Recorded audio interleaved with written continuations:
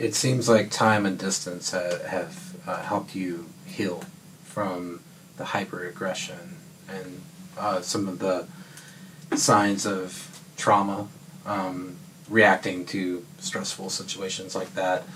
I'm curious if you had advice to give to veterans of the wars in Iraq and Afghanistan.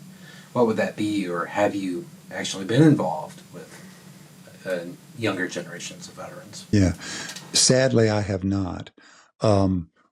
What I would tell, and this would happen if I was the commander in chief, I would make sure that every veteran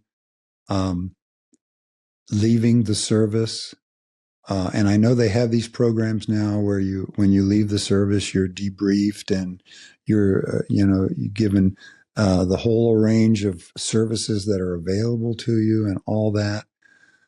But I think the most important thing for veterans, especially veterans that are suffering with PTSD, is to find a fellow veteran who you trust and who preferably has maybe been through some of the same circumstances that you have, and talk to them, share with them, meet them for coffee every Wednesday morning, something like that, where you can work into a trust relationship and share what happened, and he or she can share with you what happened, because I think talking it out is very helpful. Now, keep in mind, I'm no psychologist, but I think that people pay therapists big bucks just to talk it out and go over childhood traumas and whatever other traumas they've had. I think that veterans could learn from that. So many veterans, I think, hold it inside. They don't want to share it even with their spouses because they don't want to burden their spouse. They don't think their spouse will understand.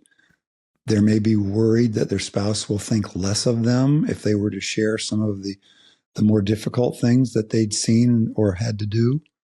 And so that's probably what I would really focus on is finding the person. It could be a VA therapist. I don't know. I've never seen a VA therapist, so I don't know if they're any good or not. I wanted to ask, Mr. Neal, does that insight that you have come from the lack of having that relationship yourself whenever you came home from Vietnam? Or did you have someone like that in your life? No, I didn't. I didn't involve myself with the VA until I'm trying to think of when I first got involved in the VA. I think a fellow teacher who was involved with the VA said, you ought to go and register with the VA, the health system and what have you. And I have done that and am involved right now. I'm actually a disabled vet by the VA because of Agent Orange. I don't remember when I first got involved, and no, I didn't go to the VA. I didn't have anybody to talk to. Was that a lack of trust, or was there a reason why you didn't go to the VA immediately? I didn't think I needed it, even though when I look back on it, maybe I did. But I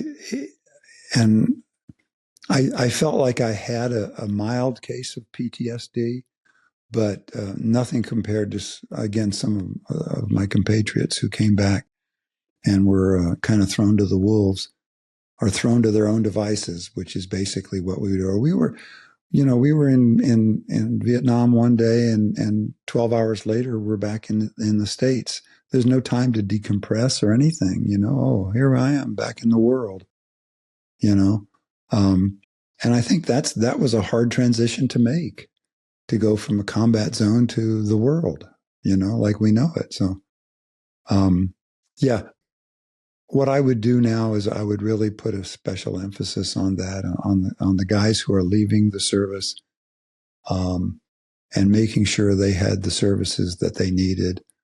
And even if that meant follow-ups several months later, 6 months later, say, just calling in and saying, hey, JR, how's it going?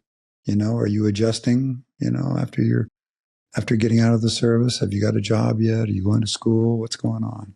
Just to show people that you care, just to show that somebody cares about you.